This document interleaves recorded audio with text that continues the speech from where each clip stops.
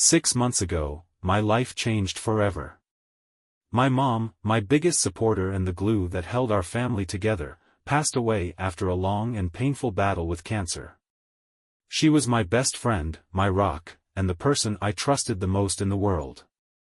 Losing her felt like losing a piece of myself. For a while, it was just my dad and me, trying to figure out how to move forward. Grief is a heavy burden, and even though we didn't talk about it much, I thought we were going through it together. My dad had always been my source of stability. I believed he would support me through this the same way I supported him. But everything changed 3 months after my mom's death. One evening over dinner, my dad dropped a bombshell that shattered what was left of my world. "We need to talk about something," he said, his tone casual but firm. "I've reconnected with someone from my past. Her name is Jane, and we're getting married." I stared at him, my fork frozen mid-air. "Wait, what? Married? Are you serious?" "Yes," he replied. "Jane and I go way back. She was there for me during your mom's illness, and we've grown close. I know it's soon, but this feels right. I need this to move forward, and I hope you'll support me." I felt like the air had been knocked out of me. Support him? 3 months ago, we were burying Mom, the woman who had been his wife for over 2 decades. How could he move on so quickly? "I don't think Mom would have wanted this," I said quietly. He stiffened. "Everyone grieves differently.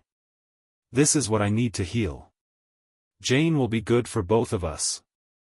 Both of us? I didn't need Jane. What I needed was time to grieve my mom, the woman who had been the center of my universe.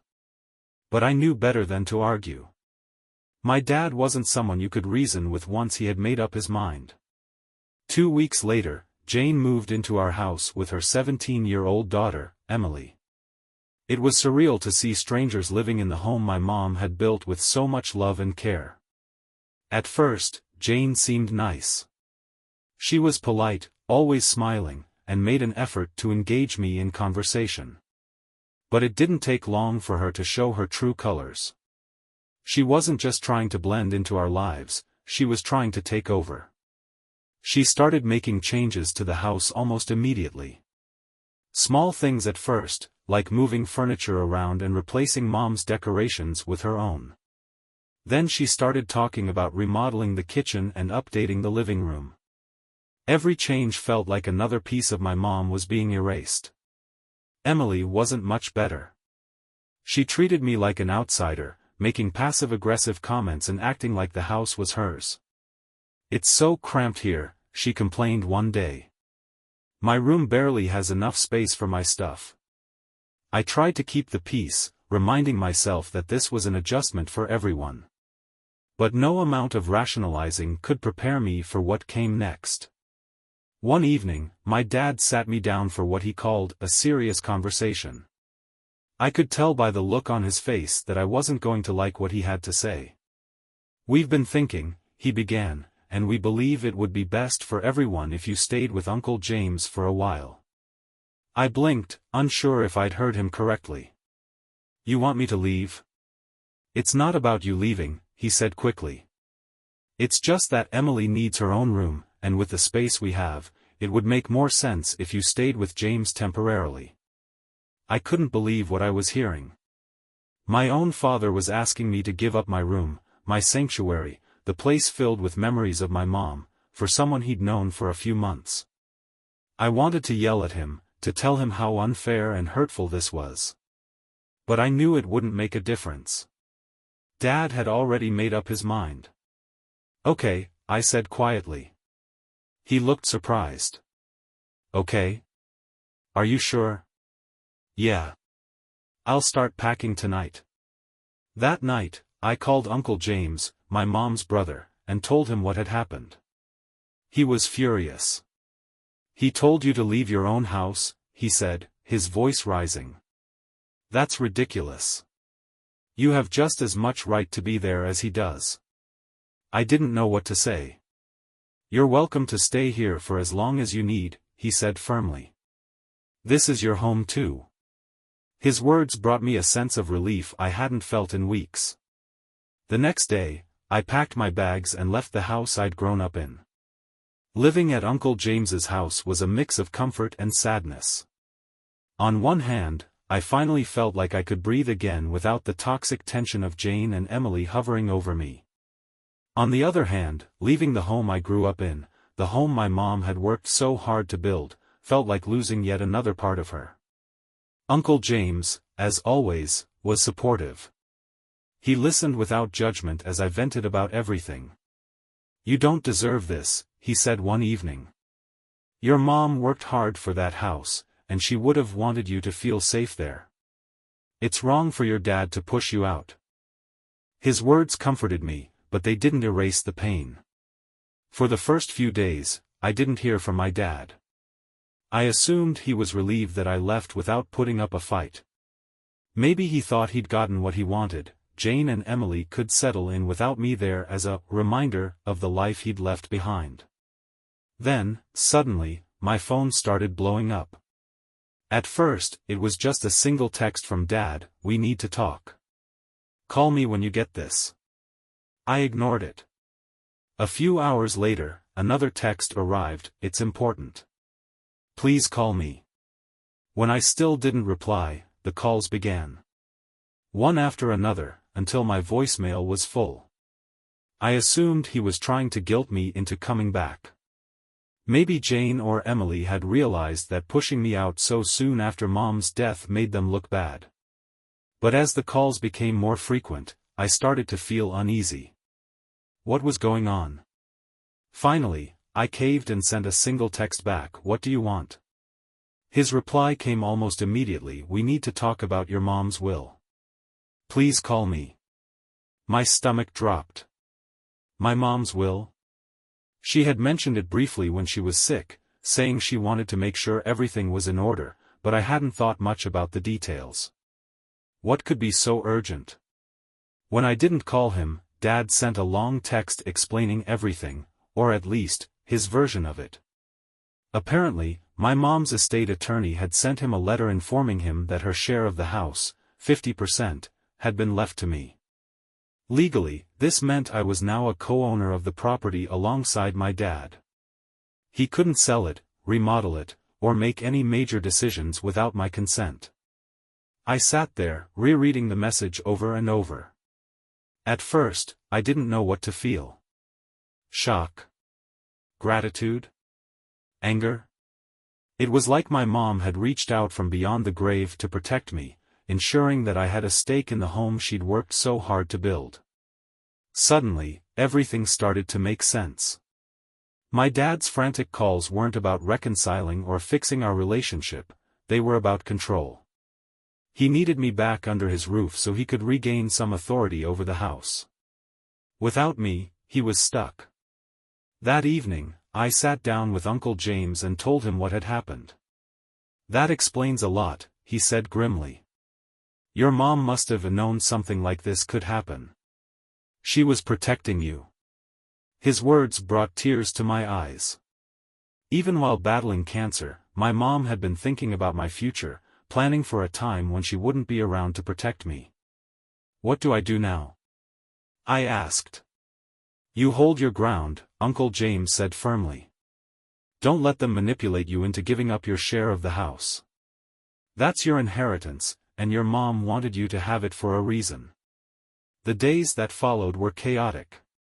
My dad's messages became increasingly desperate, alternating between guilt-tripping and pleading. "We're still a family. We need to stick together. Your mom would have wanted you to come home. Stop being selfish and think about the bigger picture." It wasn't just him. Soon, other relatives started getting involved.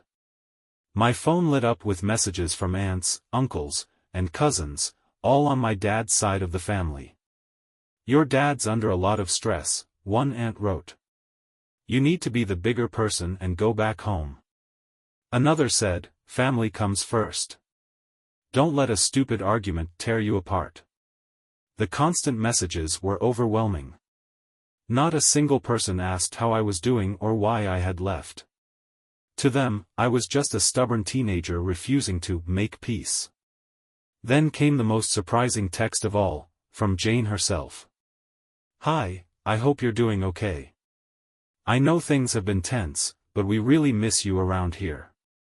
Emily and I have been talking, and we'd be happy to share the room with you if that makes things easier." I stared at the message, disbelief washing over me. After everything, being asked to leave, feeling like an outsider in my own home, now she wanted to act like we were one big happy family? It felt so fake, so disingenuous.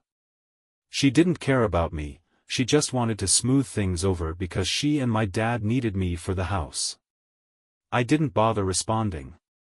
Uncle James had a different reaction when I told him about Jane's message. "She's trying to manipulate you," he said bluntly. "Don't fall for it. They don't care about making things right, they care about keeping control. Remember that." He was right. Deep down, I already knew it. For the first time since this nightmare began, I felt like I had some power. My dad couldn't push me around anymore, and Jane and Emily couldn't just waltz into the house and erase my mom's memory. But as empowering as it felt, it also came with a heavy weight. I didn't ask for this responsibility, and I didn't want to be dragged into a battle over something that should have been sacred. I resolved to take things one step at a time. My mom had given me this gift for a reason, and I wasn't going to let anyone take it away. Just when I thought things couldn't get any more complicated, another bombshell dropped, this one far more devastating than anything I'd expected. It started when one of my cousins, Sarah, reached out to me. Sarah and I had always been close growing up, and while most of my dad's side of the family had been pressuring me to be the bigger person, she hadn't said much. Her silence alone made me curious about what she wanted to talk about. We agreed to meet up at a small coffee shop near my uncle's house. When I arrived, Sarah seemed nervous, her fingers fidgeting with the edge of her cup. "Thanks for meeting me," she said, her voice barely above a whisper. "No problem," I replied, trying to gauge her mood. "What's going on?" She hesitated, looking down at the table.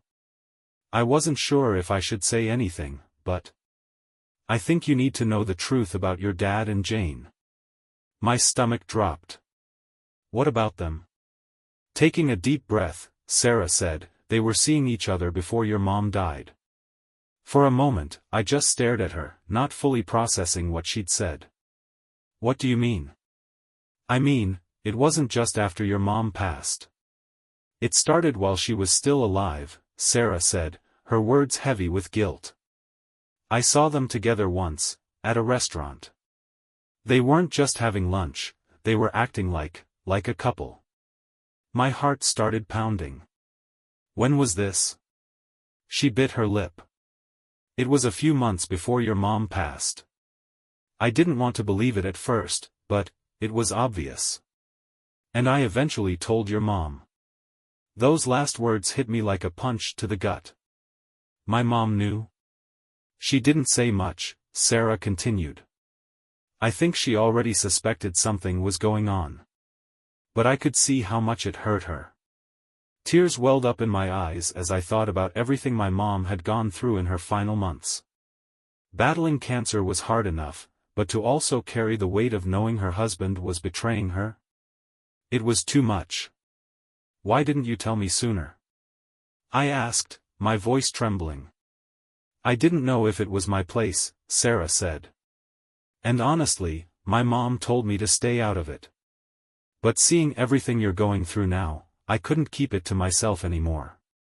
On the drive back to Uncle James's house, Sarah's words replayed in my mind over and over.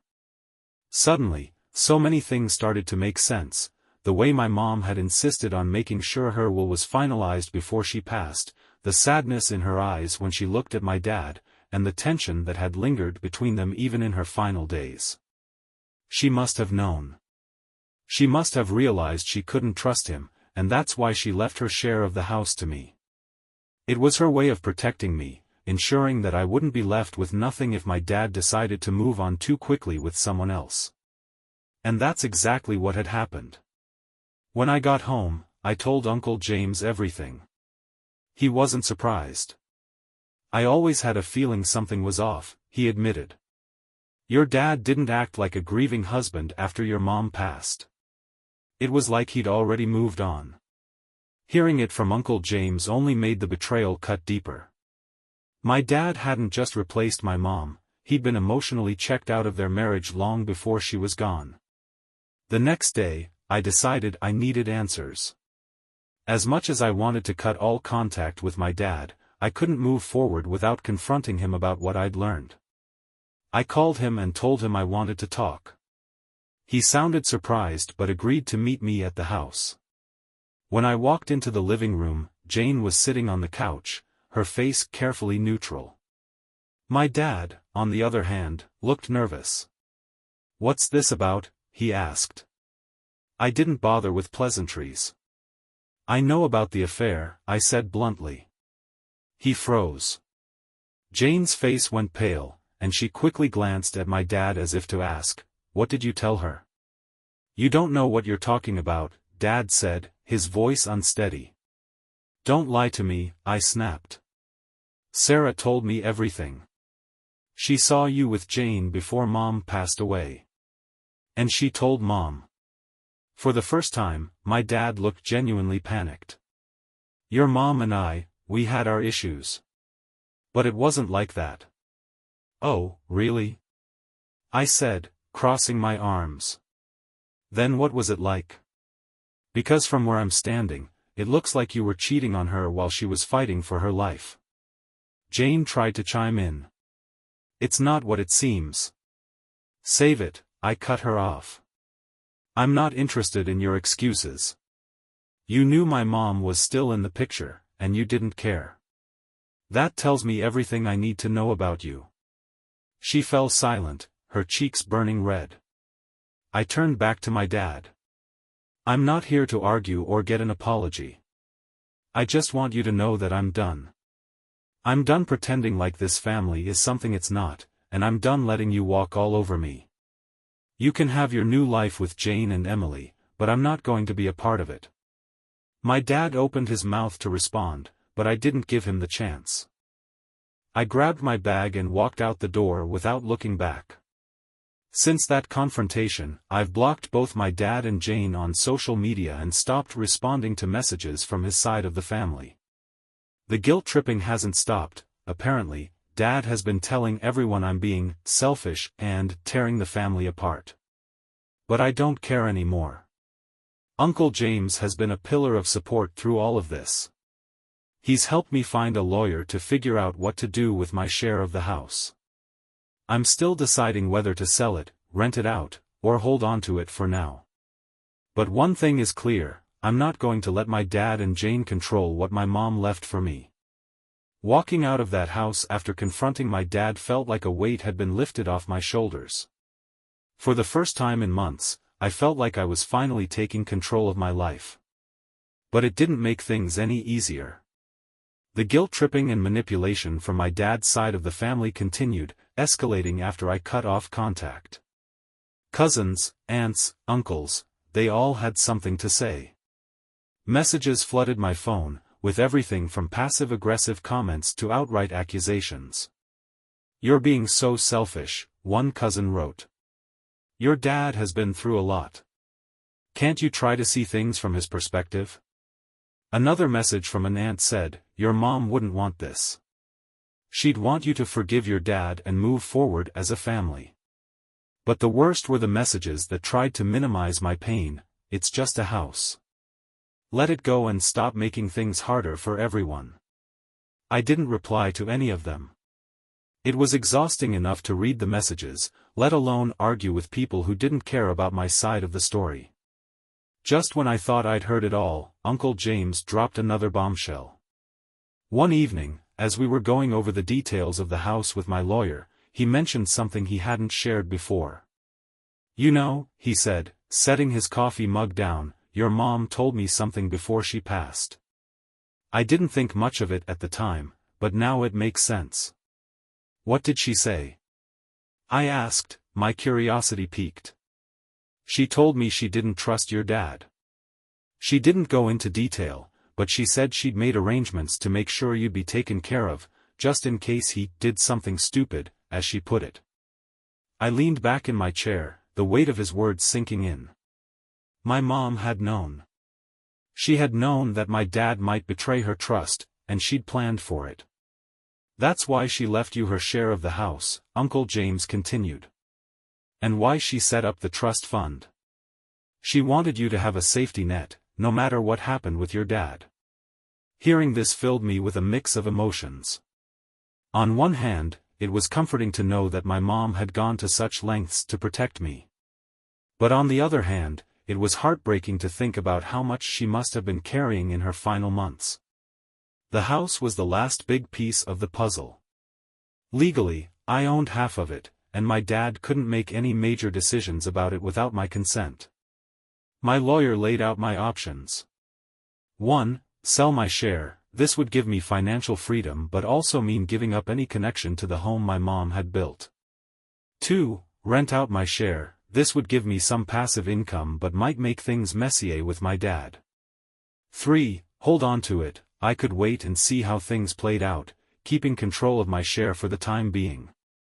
It wasn't an easy decision. Part of me wanted to cut all ties to the house and be done with it, but another part of me felt like selling would be giving my dad and Jane what they wanted. After discussing it with Uncle James, I decided to hold on to my share for now. The house represented more than just property, it was a piece of my mom's legacy, and I wasn't ready to let that go. With the house situation on pause, I shifted my focus to rebuilding my life. College became my priority again, and I threw myself into my studies with a renewed sense of purpose. Uncle James was a rock through it all. He gave me the space to process my emotions but also encouraged me to move forward. Don't let them define your future, he said one evening. You're stronger than this, and you have so much ahead of you. I also started therapy, something I'd been hesitant about before. It helped me work through the grief, anger, and betrayal that had consumed me over the past few months. Slowly but surely, I began to feel like myself again. About 2 months after I cut ties with my dad, I heard through the grapevine that things weren't going so well for him and Jane. A mutual family friend told me that Jane and Emily had been clashing with my dad over money and house rules. Apparently, Emily wasn't happy with the situation either and had been pressuring Jane to move somewhere else. It was oddly satisfying to know that their perfect, new family wasn't as perfect as they'd hoped. I didn't dwell on it, though. I realized that holding on to anger would only weigh me down. My dad had made his choices, and now he had to live with the consequences. One afternoon, I visited my mom's grave for the first time since all of this had happened. I brought a bouquet of her favorite flowers, pink lilies, and sat by her headstone, letting the silence wash over me. "Thank you," I whispered, tears streaming down my face. "Thank you for everything you did to protect me. I'll never let you down." For the first time in months, I felt a sense of peace. My mom had given me the tools to stand on my own, and now it was up to me to honor her memory by living a life she would be proud of. Now, as I write this, I feel a sense of clarity I haven't felt in a long time. The road ahead won't be easy, but I know I'm strong enough to face whatever comes my way. To anyone who's read this far, thank you for your support and kindness. Sharing this story has been a way for me to process everything, and knowing that others have been through similar struggles has made me feel less alone. For now, I'm focusing on school, my future, and the people who have truly been there for me. My mom's love and strength will always guide me, and I know I'll be okay. Thank you for watching the video. Subscribe and turn on notifications to be the first to have Radish and real stories with you. Have a great day.